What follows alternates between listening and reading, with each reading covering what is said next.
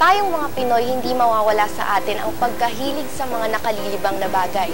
Sa panahon ngayon ng digital age kung saan usong-uso na ang mga gadgets, pati ang pag-download ng iba't ibang mga apps, nakamamanghang isipin na muling pumapatok ang babasahing may larawan.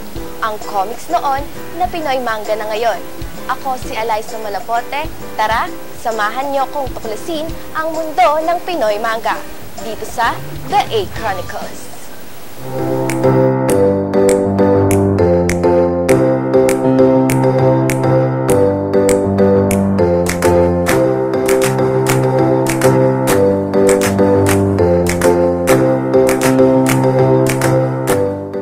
Alam niyo ba na bago dumating ang Pinoy manga, nagkaroon muna ng comics?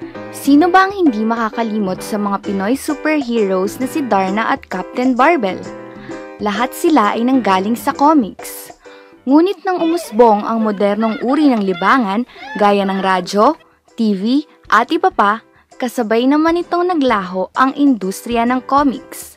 Nang makilalang manga, isang estilo ng comics na hango sa Japan, nabuo ang Pinoy manga na siya namang patok na patok sa atin ngayon. Isa si Jerenea Maalas sa mga may hilig magbasa ng Pinoy manga at natutuwang mas nakikilala na ito ngayon sa industriya ng comics. Nag-start akong magbasa ng Pinoy manga nung bumili dati yung ate ko ng Culture Crush Comics. Tapos naastigan ako kasi para siyang anthology ng iba't ibang works ng mga artists. Tapos, ang favorite ko namang Pinoy manga is, yun nga, Culture Crush, tsaka Mangahoids, kasi ang gaganda ng iba stories nila.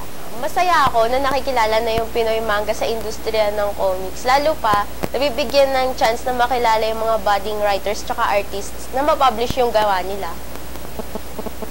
Pero ano nga ba ang dahilan kung bakit nahuhumaling sa pagbabasa ng Pinoy manga ang karamihan sa mga kabataan ngayon? Sorry na.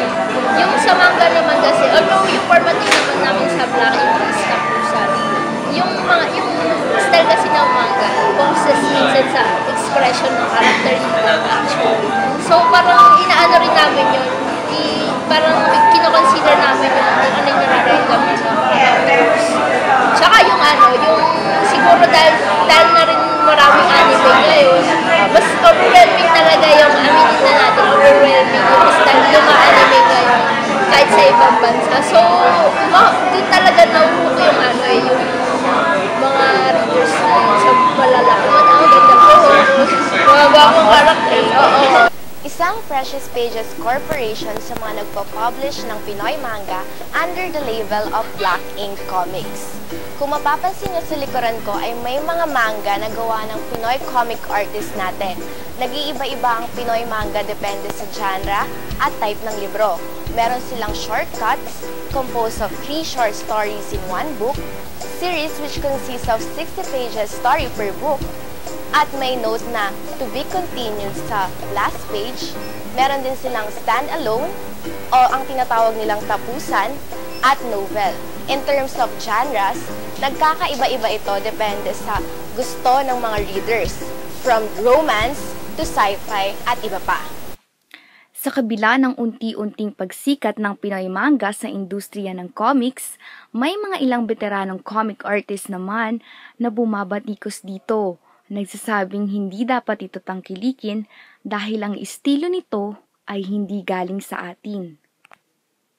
Although may mga nagsasabi, may mga at least na nagda-down sa yung pagpasok ng style ng manga sa culture natin. Para sa akin, proud ako na through our style, nabubuhay uli yung industry kahit pa paano. At proud ako na masasabi ko isa ako sa mga pioneers.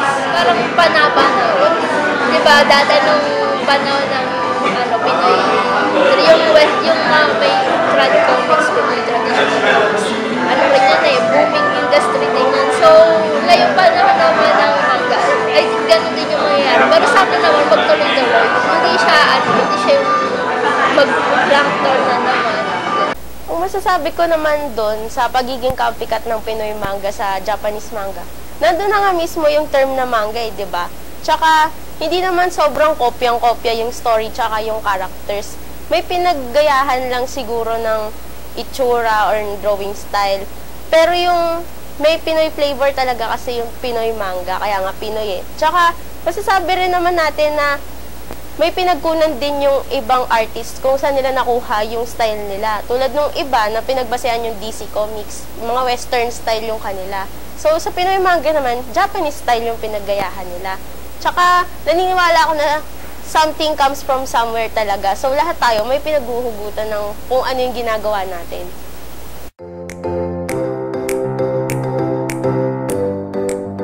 Malalaman mo agad yung difference pag yung reading orientation. Kasi sila pabaliktad sila ng basa. Sa akin pa, from left to right. Tsaka, depende rin kasi, since Filipino tayo, may distinct style pa rin tayo.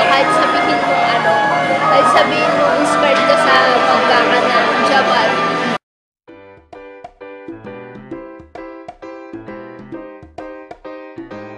Hindi maikakailang malaki ang kontribusyon ng mga Pinoy manga sa dating pagkulay ng matamlay na mundo ng comics.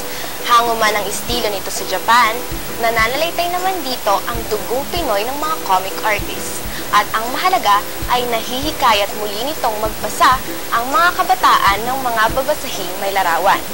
Ako si Eliza Malapote at ito ang The A Chronicles.